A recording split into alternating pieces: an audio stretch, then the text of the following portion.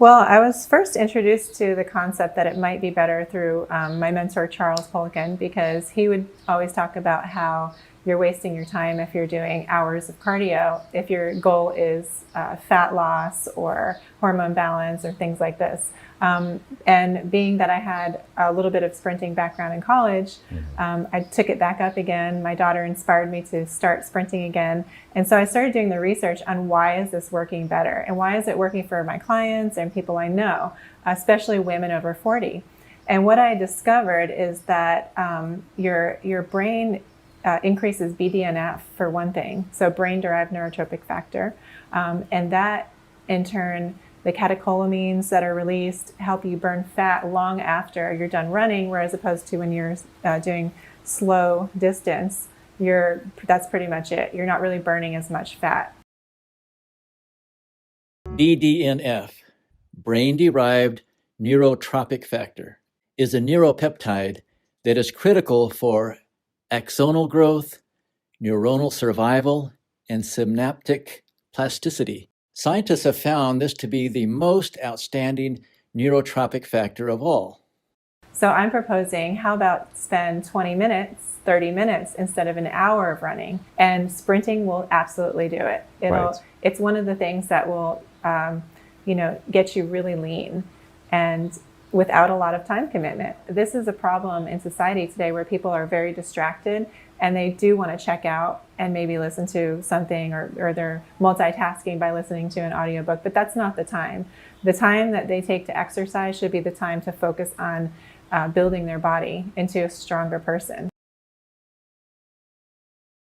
So you have a lot of running injuries, Achilles, knees, all kinds of things, shin splints, with long, slow distance as well, because they just think it's easy, I'll just go start running. And that's really not the proper way either. I think it's just a trend, that's a mentality that's happened where, okay, I run long distance and I eat lots of carbohydrates.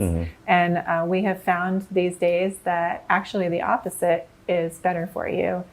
And according to the science backs it up. And according to just our own daily experiences with, my athletes, probably your clients as well, and that it just works. A lot of joint pain we know comes from diet and not necessarily from overuse injuries, which tend to happen more in endurance training. So the inflammation that is coming from the diet will present itself. Bacteria actually escape and go through the bloodstream and settle in our joints. So they find the inflamed tissue. So say you did overuse your knees.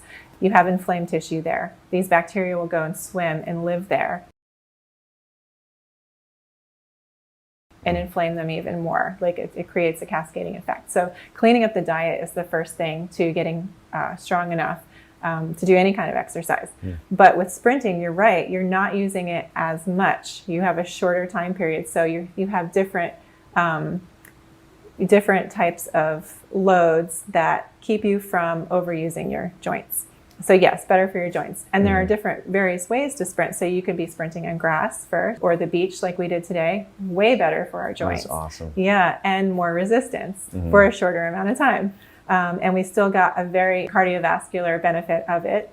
We got into the lactic zone, which was the purpose of today, was to remain explosive, get some cardio, some breath going, and then also get into the lactic zone, which is the best way to stimulate growth hormone and the best way to burn fat. People are afraid, I'm going to pull a hamstring. So the best way to start is to start strength training. And you can start doing that with dumbbells. You can do it with body weight to start. I really am a big fan of not staying in the body weight category for too long and having resistance training. So you can do a really easy dumbbell workout to strengthen the muscles that you're going to need for sprinting. And then you can progress to maybe start walking up a hill because that forces your toe to dorsiflex, which is the proper sprinting form. Your toe is up then. And so you're walking up the hill maybe for a couple of weeks. It depends on your level.